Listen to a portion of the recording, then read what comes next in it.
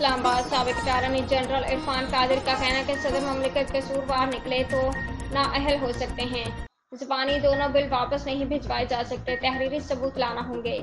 تفصیلات کے مطابق سابق اٹارنی جنرل عرفان قادر نے ARV نیوز کے پروگرام خبر مہر بخاری کے ساتھ میں صدر عارف الوی کے ٹویٹ پر گفتگو کرتے ہوئے کہا کہ صدر صاحب کہہ رہے ہیں بل کو غیر مؤثر کر کے داخلی دفتر کیا جائے۔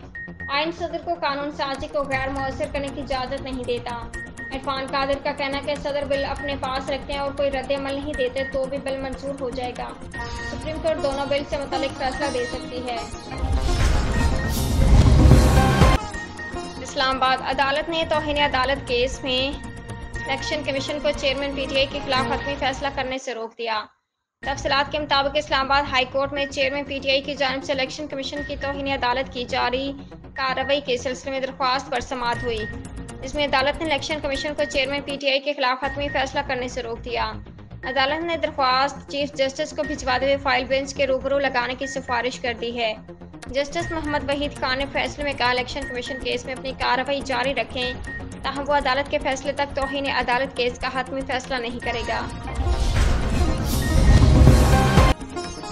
نگران وزیر اعظم انوار الحق کاکڑ آج کراچی پہنچ رہے ہیں، جہاں نگران وزیر اعلیٰ سندھ گورنر سندھ کامران ٹیسری اور MQM کی وفد سے ملاقات کریں گے۔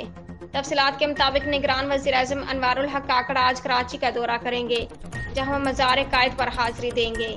دورے کے دوران نگران وزیر اعظم نگران وزیر اعلیٰ سندھ مقبول باقر سے ملاقات کریں گے۔ ملاقات میں صوبے کے ترقیاتی کاموں کا جائزہ لیا جائے گا۔ اسلام آباد قومی احتساب بیورو نیب نے شمیم شوگر ملز کیس میں مریم نواز کی ضمانت منسوخی کی درخواست واپس لے لی، جس پر سپریم کورٹ نے کیس نپٹا دیا۔ تفصیلات کے مطابق سپریم کورٹ نے مسلم لیگ نون کی سینئر نائب صدر مریم نواز کی ضمانت منسوخی کی درخواست پر سماعت ہوئی۔